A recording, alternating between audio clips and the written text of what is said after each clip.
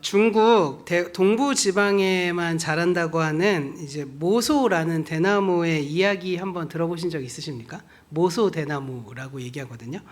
네, 오늘은 이 모소 대나무에 대한 영상 하나, 짧은 영상입니다. 한 1분 30초 정도 되는 영상을 한번 같이 보고 설교를 시작하려고 합니다. 우리 바로 영상 틀어주시면 될 것 같습니다.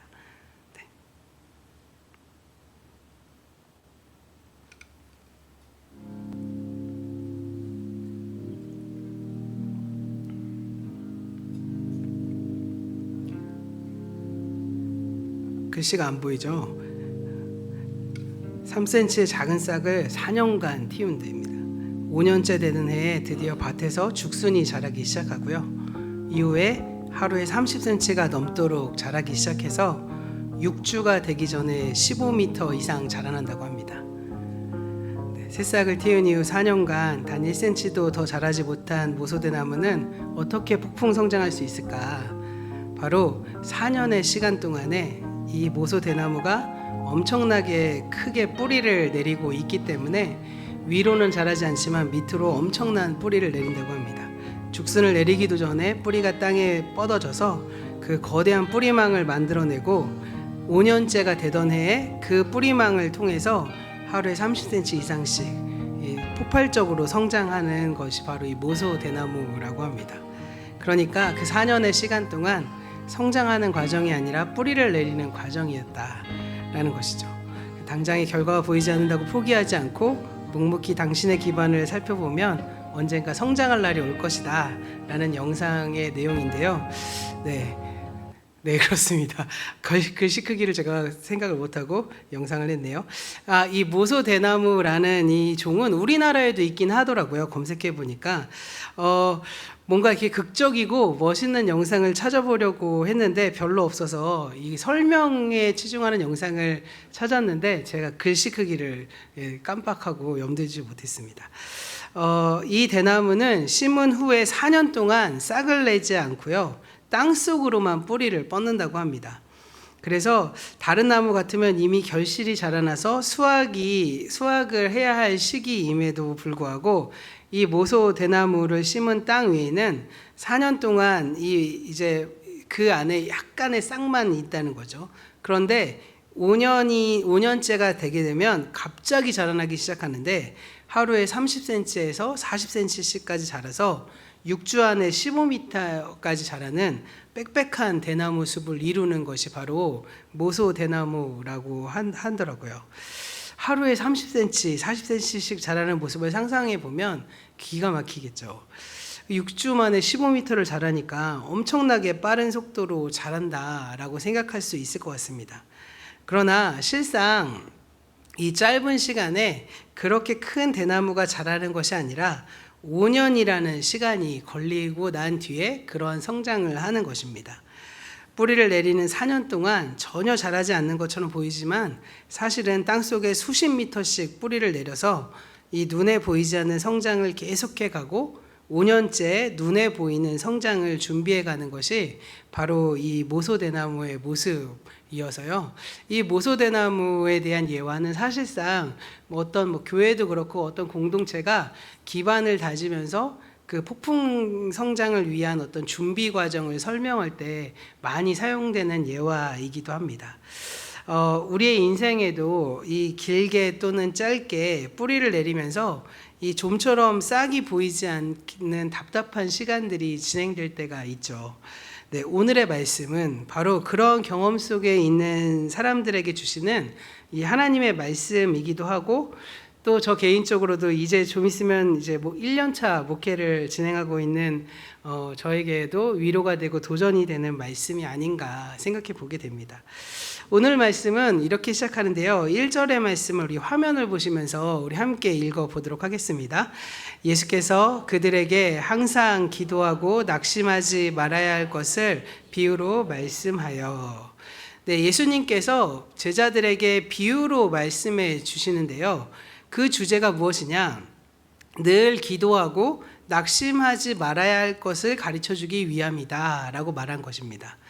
그러니까 오늘의 비유는 이렇게 뜻을 이미 다 가르쳐주고 시작하고 있기 때문에 우리는 오늘 말씀을 통해서 이 비유가 무슨 뜻을 의미하는지 고민할 필요가 없다는 겁니다. 그저 해야 할 것이 한 가지 있고 하지 말아야 될 것이 한 가지 있다라고 말하는데, 해야 할 것은 뭐라고 했죠? 기도고, 하지 말아야 할 것은 낙심이다. 이 두 가지, 이 주제를 가지고 오늘의 말씀을 하고 있는 겁니다. 그런데 사실 우리가 이후에 나오는 비유의 내용을 주로 잘못된 어떤 기도 응답의 확신의 예로 이 설교를 주로 하든지, 그렇게 비유를 들든지 예화를 들고 있다는 겁니다. 이미 예수님께서는 기도하고, 항상 기도하고 낙심하지 말아야 될 것을 주제로 이 비유를 말씀하시는데, 실상 우리는 다르게 적용을 하면서 오늘의 말씀을 읽는다는 거죠. 그런 점에서 이 비유의 말씀이 무엇이냐, 그것을 우리가 좀 잘 파악하면서 이 예수님의 이 서론에 이미 주제를 말하고 있는 내용에 잘 적용을 하면서 우리가 어떻게 살아야 될 것이냐를 고민해보는 시간이 되기를 간절히 소원합니다. 이럴 때 아멘 해주셔야 되는데. 네, 사실 오늘의 말씀은 이 누가복음 17장 20절 이하부터의 말씀으로 계속 이어지는 내용입니다. 17장에는 하나님의 나라를 바라보지 못하는 두 개의 그룹의 사람들이 등장하는데요. 하나는 바리새인들이 등장하고, 또 하나는 제자들이 등장합니다. 제자도 바리새인도 두 개의 그룹이 다 하나님의 나라를 바로 보지 못하고 있는 그룹들로 상정돼서 예수님이 설명을 하고 있어요. 그래서 이쪽을 대상으로도 설명했다가, 제자를 놓고서 설명했다가, 바리새인을 놓고서 설명하는 이 내용들이 계속 반복되고 있습니다.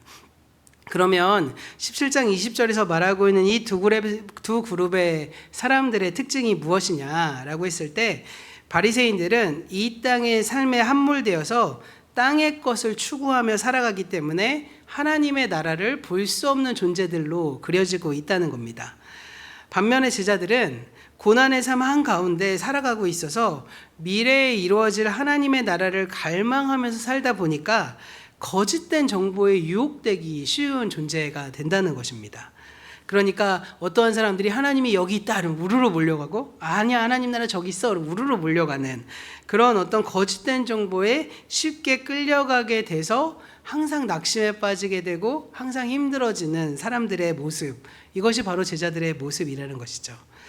그런 점에서 오늘의 말씀은 낙심하고 있는 제자들을 향해서 이 하나님의 구원이 고난을 통과하면서 이루어질 것이기 때문에 유혹당하지 말고 복음을 위한 싸움을 계속해서 해내야 한다라는 말씀으로 권면하고 있는 뜻으로 말씀을 보셔야 한다는 겁니다.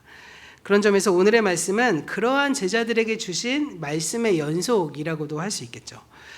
오늘 말씀에서 제자들의 상황은 어떤 사람들로 비유가 되느냐, 바로 과부의 처지에 비유되겠죠. 이 말씀에 나오는 이 내용을 보면 이 과부와 재판관이 나오잖아요. 근데 이 재판관이 제자들일 수는 없겠죠. 과부가 제자겠죠. 어느 고을에 재판관과 과부가 있었는데, 그 과부가 줄곧 재판관을 찾아가서 간청합니다. 여기서 이 과부가 재판관에게 간청한 것, 이것을 동사로 에티케오라고 하고요, 명사로는 에티케스라고 하는데, 이 말이 3절과 5절과 7절과 8절 모두 4번이나 연달아서 반복되고 사용되어지는 아주 중요한 단어로 쓰여집니다. 이 동사 에티케오 그리고 명사 에티케스는 바로 정의를 행한다, 복수한다, 징벌한다 라는 여러 가지 뜻으로 해석되는데요. 오늘의 말씀에서는 이것을 원한을 풀어준다로 번역을 해서 이 과부가 자신의 원한을 풀기 위해 적극적으로 노력하고 있다는 뜻으로 해석할 수 있는 것입니다. 그러니까 매우 절박한 처지에 있는 과부가 어떠한 부당한 상황, 부당한 일을 당한 처지가 되어서 그 억울함을 풀어줄 것을 재판관에게 간청하고 있는 것이죠. 그런데 이 원한을 풀어준다라고 하니까 이것을 우리가 너무 과도하게 해석하게 되고 적용하게 된다는 겁니다. 사실상 이 비유에 나오는 이 여인, 이 과부에게 어떠한 원한이 있다고 가정할 필요는 사실 없지만, 그렇다고 해서 그 원한이 무엇인지도 이야기하고 있지 않기 때문에 사실 원문에서 말하고 있는 이 해석을 원한으로 본다는 것은 조금 과한 해석이 아닐까 이렇게 볼 수 있게 된다는 거거든요. 그래서 세번역 성경에선 이것을 원한이라고 하지 않고 권리를 되찾아달라라는 것으로 해석을 했는데 그렇게 해석을 하니까 좀 더 약해 보여요. 그러니까 이거는 권한을 되찾고자 하는 어떤 용도로서 재판관을 찾아간 것보단 조금 강하고 원한을 풀어달라고 말하는 것보단 조금 약한 그런 어느 중간한 그런 상태에 있는 것으로 우리가 해석하는 것이 오히려 합당하다라고 볼 수 있을 것 같습니다. 왜냐하면 우리 한국 사람들에게 원한 이러면 굉장히 좀 심각하게 느껴지잖아요. 무슨 뭐 귀신이 막 이렇게 막 원한을 품는 막 이런 느낌으로 느껴지기 때문에 이러한 것보다는 조금 더 낮게 보는 것이 낫지 않을까? 뭐 이렇게 볼 수 있다는 것입니다. 그런 점에서 오늘의 비유는 선량한 사람들이 현실의 삶을 살아갈 때 매일매일 겪게 되는 이 만연한 불의에 직면하면서 부당하게 당하는 여러 가지의 어려움들 그리고 고난의 상황을 보여주는 말씀으로 해석하는 것이 더 옳다고 볼 수 있겠습니다. 결국 예수님께서는 이 비유를 통해서 이 신실하신 그 하나님께서 반드시 정의를 회복하실 것이고 그러한 미래를 바라보며 낙심하지 말고 기도하는 가운데 믿음의 삶을 살아내라, 믿음을 떠나지 말라라는 권면의 말씀을 예수님께서 하고 계신 것입니다. 오늘의 말씀으로 다시 돌아가 봐서 이 과부는 계속해서 재판관을 찾아갑니다. 그런데 이러한 이 여인의 행동은요, 당시의 시대 상황으로 보면 매우 위험하고 또 무모한 행동이라고 볼 수 있습니다. 왜냐하면 이 고대 사회에서 재판장은 남자들의 공간이었기 때문입니다. 이 재판정에서 남성들이 법정의 주체가 되고 소송을 걸기도 하고 또 소송을 받기도 하고 판결이 되는 곳이 바로 법정이었습니다. 그런데 여인의 입장, 그것도 남편이 없는 과부는 홀로 재판관을 찾아가고 있다는 거죠. 여기서 그런 점에서 알 수 있는 사실은 그녀를 도와서 법정에 대신 서줄 친척 혹은 그 주변에 남성이 단 한 명도 없었음을 의미하는 말입니다. 그런 점에서 유추해 보자면 이 여인은 아무도 의지할 바 없는 고립무원의 상태였고 그리고 그렇다면 이러한 상황이었기 때문에 주변 사람들에게 업신여김을 당하며 살아갔을 것이고 더 나아가서 억울한 일을 당해도 그녀의 편에 도와줄 수 있는 사람이 없었던 그런 안타까운 처지에 놓여 있었던 상황이었음을 유추해 볼 수 있다는 것입니다. 그래서 그녀는 지금 한 가닥 법정의 정의를 기대하면서 줄곧 재판관을 찾아가서 자신의 억울함을 풀어달라 이렇게 하소연하고 있었던 것입니다.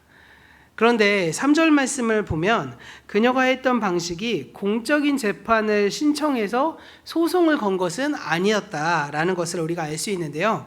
3절의 말씀 우리가 화면을 보시면서 함께 읽어보도록 하겠습니다. 그 도시에 한 과부가 있어 자주 그에게 가서 내 원수에 대한 나의 원한을 풀어주소서 하되. 이 말씀 하반절 보면 그 과부가 자주 그에게 가서 내 원수에 대한 나의 원한을 풀어주소서 이렇게 말하고 있다고 하고 있습니다. 그런 점에서 이 과부가 재판관을 찾아갔다라는 말은 곧 법정에서 소송을 했다라는 것을 의미하는 것 같지는 않다는 것입니다.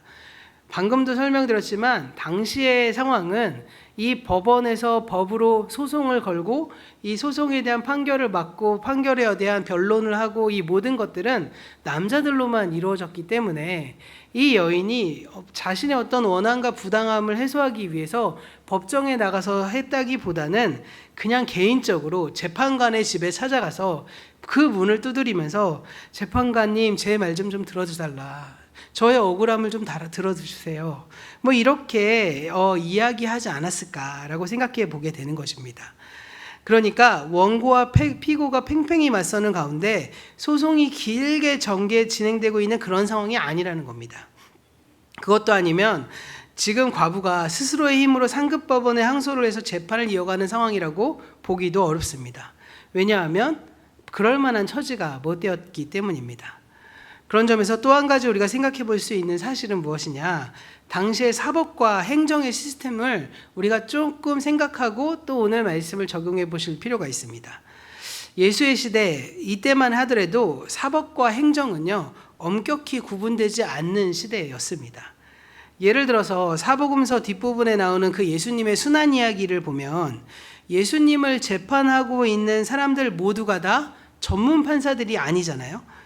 그냥 유대의 통치자였던 빌라도가 했고 갈릴리의 통치자였던 헤롯이 판결을 했고 그리고 예루살렘 자치 행정기구였던 세라니드린이 직접 예수님을 신문하고 있는 것을 우리는 볼 수 있습니다. 그러니까 재판관이 따로 있었던 시스템이 아니라 통치자들이 그러니까 행정부가 재판까지 맡아서 하고 있었던 그런 상황. 그렇다고 입법부가 있었을까요?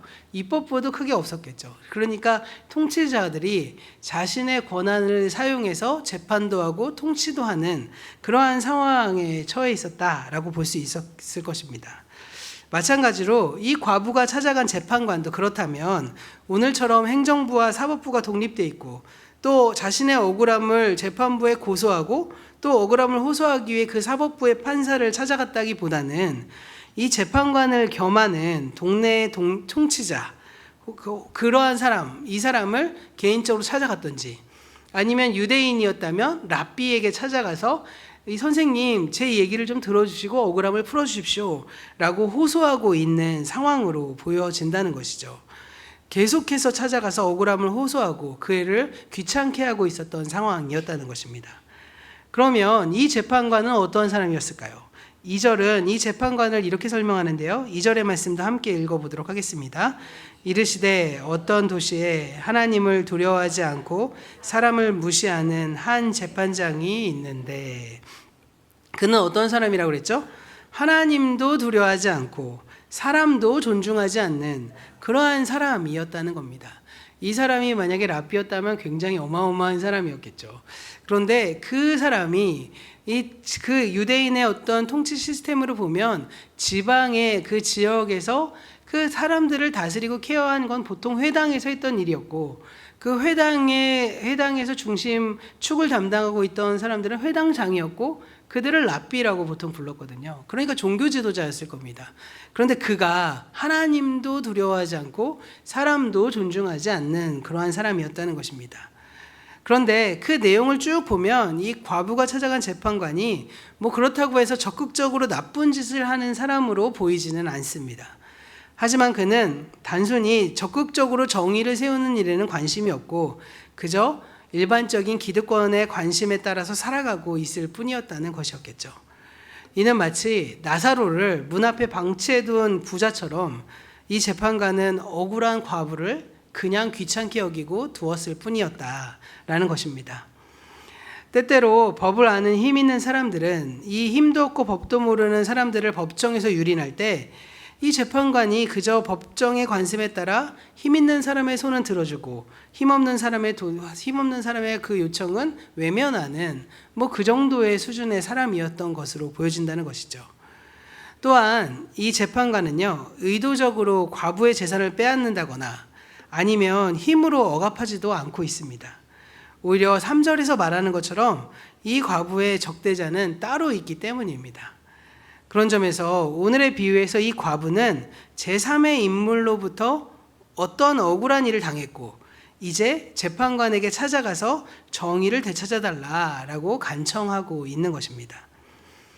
이러한 정황을 전체적으로 살펴보면 결과적으로 이 비유에 나오는 재판관은 적극적으로는 나쁜 일을 하지 않는 사람입니다.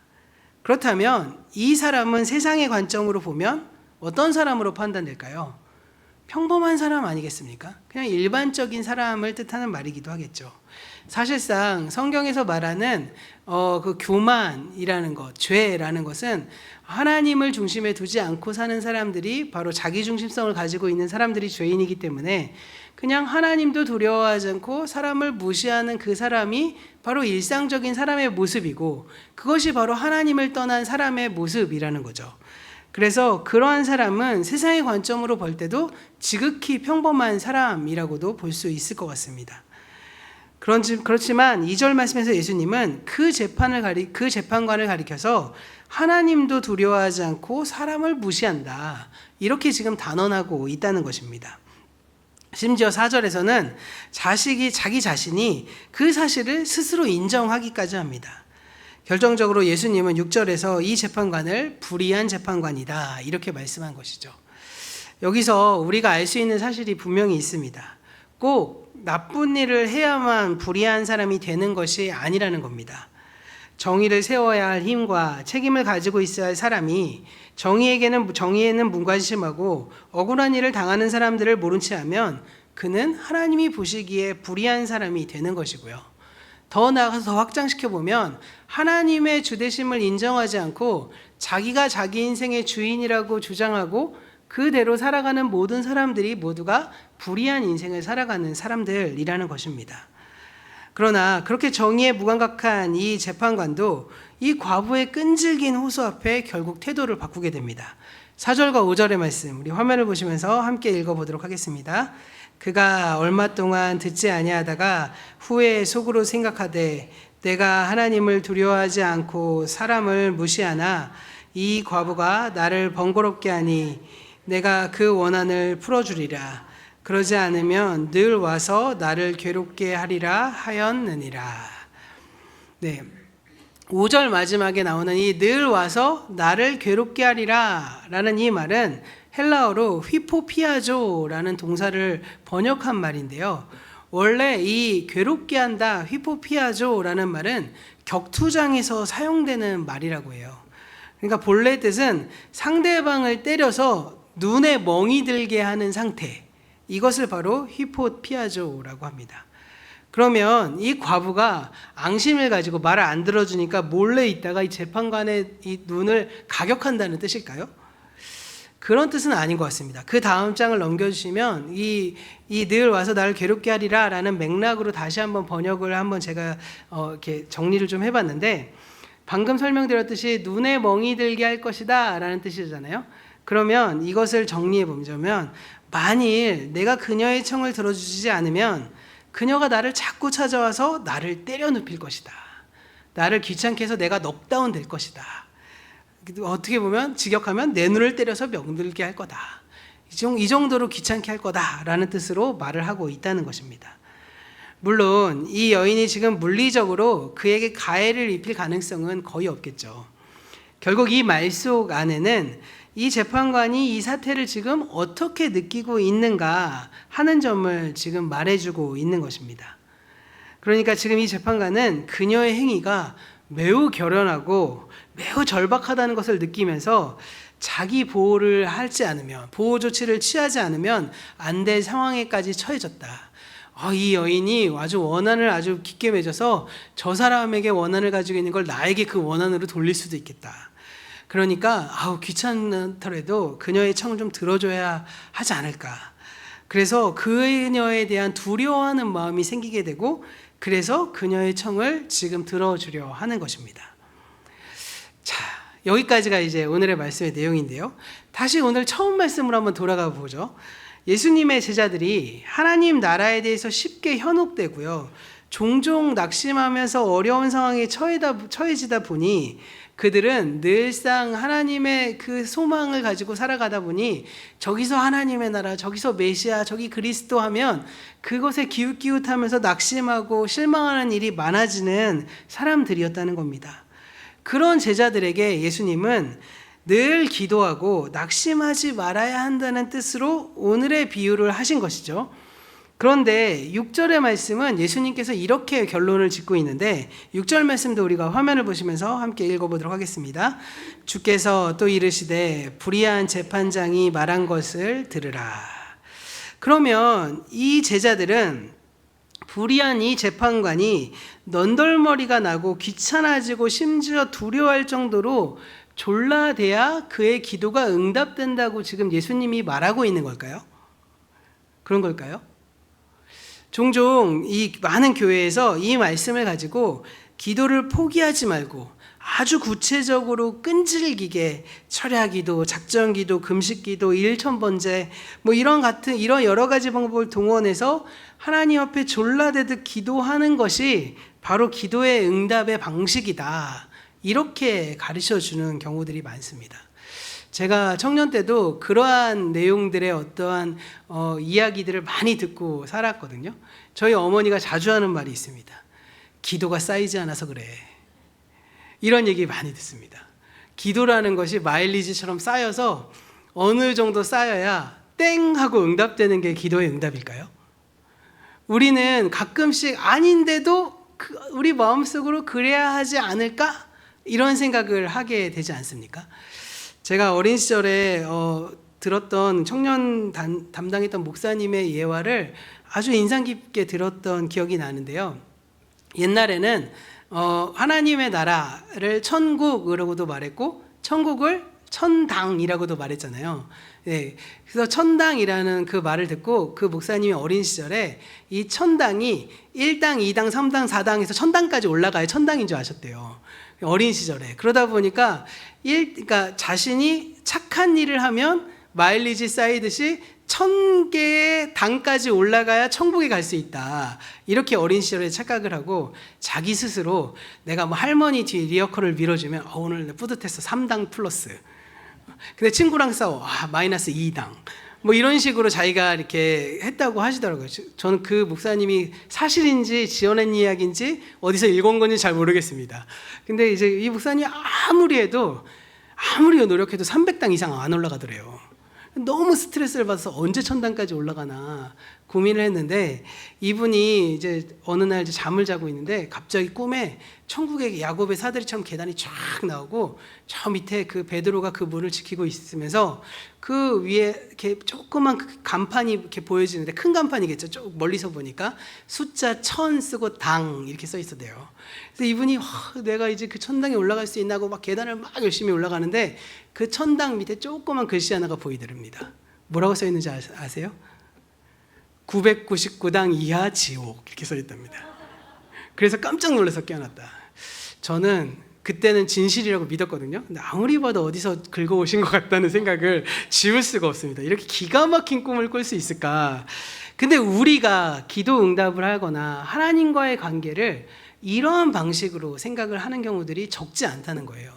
기도가 쌓여야 되고 무엇인가를 하나님 앞에 드려야 되고 뭐를 해야 아주 끈질기게 기도만 한번 얘기하자면 이 재판관을 하나님으로 상정하고 하나님께서 우리의 손을 외면하고 못 본 채 하시지만 그럼에도 불구하고 작정하고 막 좀 경건하게 얘기하면 간절하게 기도해야 들어주시는 분이다 라고 염두에 놓는 일을 우리가 생각하게 되니까 막 성심을 다해서 끈질기게 부르짖으며 막 기도를 해야지만 이 모든 기도가 응답될 것처럼 생각이 된다는 것이죠. 오늘 말씀은 그렇게 해석되는 말씀일까요? 그렇다면 예수님이 그렇게 하라고 우리한테 말씀해 주셨다면 여기서 신앙생활에서 버텨낼 수 있는 분은 아무도 안 계실 겁니다. 999당 이하 다 지옥이니까요. 그러지 않겠습니까?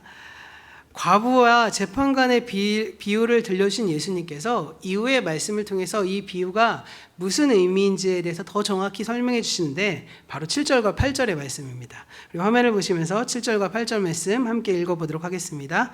하물며 하나님께서 그 밤낮 부르짖는 택한 신자들의 원한을 풀어주지 아니하시겠느냐? 그들에게 오래 참으시겠느냐? 내가 너희에게 이르노니 속히 그 원한을 풀어주리라. 그러나 인자가 올 때에 세상에서 믿음을 보겠느냐 하시니라. 결론부터 말씀드리면 오늘 말씀의 이 의미는 졸라대야 들어준다는 뜻이 아니라는 거예요. 네.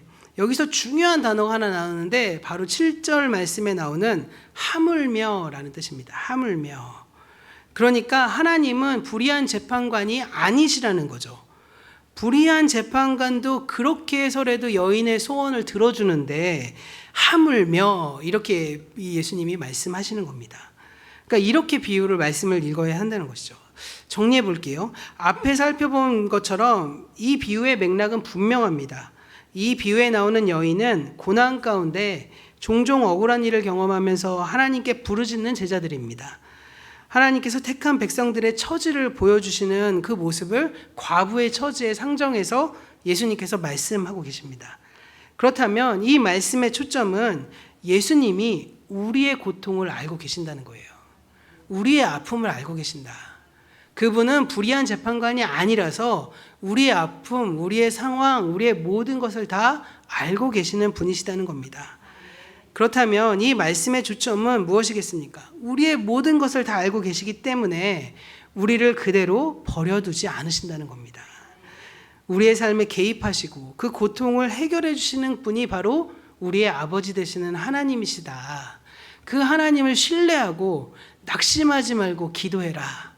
이렇게 예수님 말씀하시는 겁니다.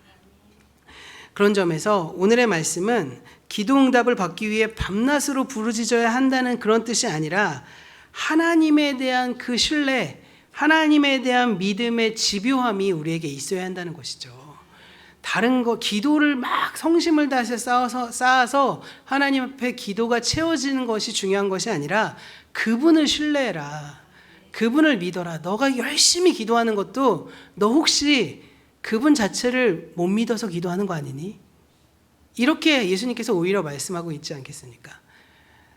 아버지를 신뢰하는 자녀가 아버지한테 졸라대기 시작하는 건 불안해서죠. 절대 안 해줄 것 같으니까. 저희 딸이 저한테 막 아빠 한다는 건 거의 대부분 그 말이 마음에 안 들어주겠구나. 이러니까 막 졸라대기 시작하는 거 아니겠습니까? 그래 내가 해주실 거야 라고 말하면 아이들이 어떻게 하죠? 한두 번 말하고 끝납니다. 확인만 하겠죠. 하나님과 우리의 관계는 이렇게 되어야 한다는 것입니다. 낙심하지 말고 기도해라. 예수님이 말씀하시는 거죠. 하나님에 대한 신뢰, 그 하나님에 대한 믿음에 대한 집요함이 오히려 있어야 된다는 겁니다. 이 집요함이 기도에 적용되면 우리는 꾸준한 기도로 나타날 수밖에 없겠죠. 우리가 무엇을 달라고 요청하는 기도가 아니라 그 아버지의 마음과 아버지의 생각과 아버지의 뜻을 알아내기 위한 기도를 하겠죠. 무엇을 달라 하는 기도라기보다는 불의한 판사라도 집요한 요청에 늦게라도 응답하지만 의로우신 재판관인 하나님은 우리가 하나님께 드리는 그 신뢰를 바탕으로 그 우리의 기도에 늦지 않게 응답해 주신다는 것입니다. 그런 점에서 오늘 말씀 8절에 나타나는 그 우리의 믿음의 모습이란 1절이 말하는 늘 낙심하지 않는 모습을 가리키는 이 앞뒤가 똑같은 수미상관적인 구조를 가지고 있는 것입니다. 그래서 8절 마지막에서 예수님은 그러나 인자가 올 때 세상에서 믿음을 보겠느냐 이렇게 말씀하시는 겁니다. 여기에 나오는 믿음은 일반적인 의미에서의 믿음이라기보다는 그 믿음, 그러니까 이 여인이 가지고 있는 그 믿음을 뜻하는 말인 것입니다. 그러니까 여인이 보여주는 것과 같은 종류의 그 행위를 지금 믿음이라는 어떠한 집요함을 특징으로 해서 그 믿음의 행위 가운데 하나가 오늘 말씀에서는 기도라고 표현되어 있는 것입니다. 그렇다면 오늘 말씀을 통해서 우리에게 요구되는 믿음이란 무엇이겠습니까? 지금까지 누가복음의 주제의 말씀, 이 말씀을 정리해 보면서 말하고 있는 그 상황은 바로 종말론적인 상황에서 예수님 말씀하고 계신 거잖아요. 그러니까 종말의 시대를 살아가는 우리에게 이 비유에 나오는 과부의 믿음이 필요하다는 겁니다. 왜냐하면 우리가 살아가는 이 세상은 이 사탄의 그 권력과 하나님 나라의 충돌이 일어나고 있기 때문입니다. 이 세대와 대립하는 하나님의 나라는 일반적인 가치관으로 보면 우리를 낙심하게 만듭니다. 하나님의 방법과 하나님의 뜻대로 살아가려면 세상은 우리를 비웃고 세상의 방식이 그 우리의 삶 속에서 적용되지 않아서 낙심하게 만든다는 것입니다. 그래서 낙심하지 않고 항상 기도하는 것이 오히려 종말의 시대를 살아가는 우리 그리스도인의 특징이 되어야 하는 것이죠. 오늘의 말씀을 정리해 보도록 하겠습니다. 사실 오늘날 우리의 현실을 생각하시면 우리가 낙심하기로만 마음먹는다면 낙심할 이유는 너무나 많죠. 그렇지 않습니까? 하루에도 몇 번씩 우리를 낙심거리로 만들 수 있는 요소는 너무너무 많습니다. 의심할 이유도 많고 근심할 이유도 많고 고민할 이유도 너무너무 많습니다. 그러나 예수님을 온전히 믿고 하나님의 나라를 살아내는 사람은 낙심하지 않습니다. 믿는 사람들은 우리가 당하는 억울함과 고통, 그 현상을 바라보는 것이 아니라 그 현상 위에 계시는 하나님을 바라보기 때문입니다. 하지만 대부분의 신앙인들, 우리들은 종종 살아가면서 낙심할 수밖에 없습니다. 그러면 왜 그런 일이 생기게 될까요? 사탄은 우리의 관심을 늘 눈에 보이는 현상에 고정하도록 만들기 때문입니다. 그래서 그 대적의 수와 그 위세에 압도당하게 만드는 것, 이것이 바로 사탄의 모습이라는 것이죠. 더 나아가서 사탄은 우리를 고발하기도 합니다. 네가 무슨 하나님의 자녀야? 네가 무슨 자격이 있어? 네가 무슨 신앙인이야? 네가 무슨 그리스도인이야? 네가 무슨 하나님의 자녀야? 우리를 죄책감에 빠지게 만듭니다. 그래서 결국은 우리를 그리스도의 사랑에서 스스로 끊어버리게 만드는 것입니다. 사탄은 어떻게 보면 엄청나게 무서운 맹수인데 엄청나게 큰 쇠사슬을 감고 있는 맹수에 비유되기도 합니다. 그 맹수가 아무리 우리에게 달려들어도 그 쇠사슬 때문에 우리 가까이 올 수 없습니다. 그런데 우리가 그 길을 지나가면 이 맹수가 우리에게 달려드는 것, 그 범위를 좀만 벗어나서 가기만 해도 되는데 그 맹수가 서 있어서 막 으르렁대고 점프하고 뛰고 이런 것 때문에 그 앞을 가지 못하는 어린이의 모습이 바로 오늘날 우리 그리스도인들의 모습이라고도 볼 수 있겠죠.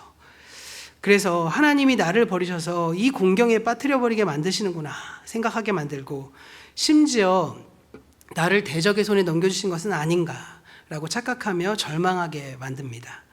어떤 경우에는 하나님이 나의 죄로 인해서 나에게서 등을 돌리실 거야 라고 오해하게까지 만듭니다. 그래서 하나님은 더 이상 나를 사랑하지 않아 라고 단정하게 되고 스스로 그 길을 떠나버리게 되는 것입니다. 결국 우리는 낙심하고 하나님께서 내리시는 그 용서와 구원의 손길에서 벗어나지 못하게 되고 스스로 그냥 자포자기해 버리는 것입니다.